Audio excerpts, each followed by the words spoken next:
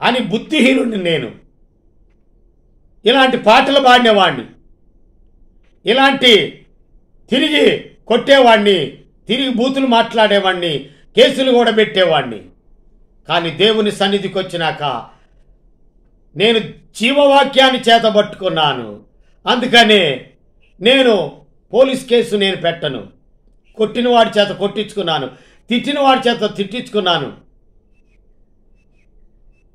నా కొడుకును కూడా తిట్టాడు, అయినను నేను తిట్టించుకున్నాను, నా కొడుకు తిట్టించుకున్నాడు.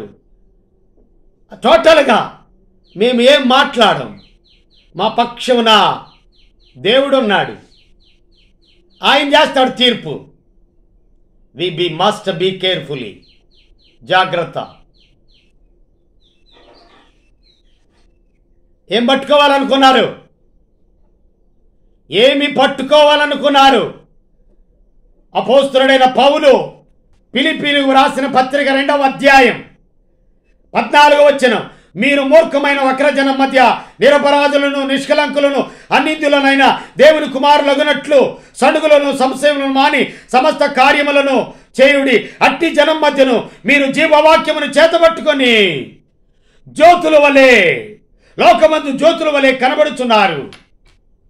అట్టి జనం మధ్య జీవవాక్యాన్ని చేతబట్టుకున్నా. పౌలుగా ఉన్నప్పుడు మాటలు ఇవి. సౌలుగా ఉన్నప్పుడు సంఘాన్ని అనేక మంది పరిశుద్ధులను పట్టుకొని హింసిస్తున్నాడు, ఈడ్చుకు వెళ్తున్నాడు, చంపేస్తున్నాడు సౌలు. దమస్కు దగ్గరికి వచ్చినప్పుడు ప్రయాణం చేయొచ్చు, పరిగెత్తి హింసిస్తున్నాడు సంఘాన్ని, పరిశుద్ధులని. దేవుడు పట్టుకున్నాడు. ఆకాశం నుండి ఒక వెలుగు అతని చుట్టూ మధ్యాహ్నమందు ప్రకాశించిన వెంటనే కళ్ళు పోయాయి. ప్రభువా నీవెవడవి అని అంటున్నాడు. యేసు ప్రభువారు చెప్పారు, నేను నీవు హింసించు యేసుని. సౌలా నన్నేల హింసించుచున్నావు? సాత్వికతో మాట్లాడాడు.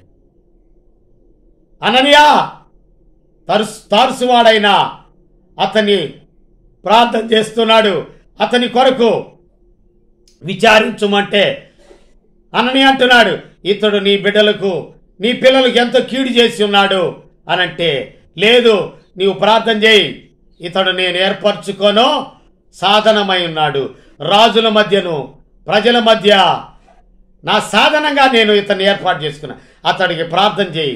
సౌలా సహోదరుడా, నీ కనబడినా ప్రభు అయిన యేసు నీవు దృష్టి పొంది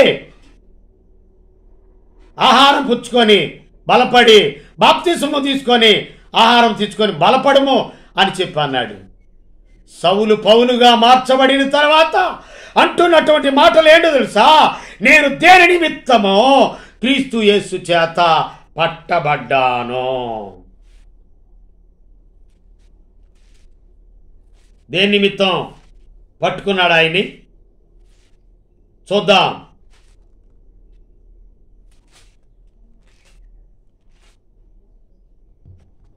పదహారవ అధ్యాయం అపోస్తుల కార్యముల గ్రంథము 16వ అధ్యాయం 11వ వచనములో ఒక ఆత్మను పట్టుకున్నాడు. ఒక ఆత్మ కాదు, ఆ కుటుంబంలో ఉన్న వారందరినీ పట్టుకున్నాడు దేవుని వాక్యముతో.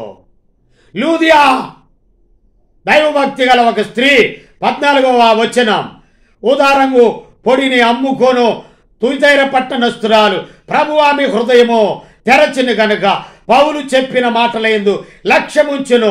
ఆమెయు ఆమె ఇంటి వారును బాప్తిస్మము పొందినప్పుడు, ఇంటి వారందరూ, ఆమెయు ఆమె ఇంటి వారందరూ నమ్మి బాప్తిస్మం తీసుకున్నారు.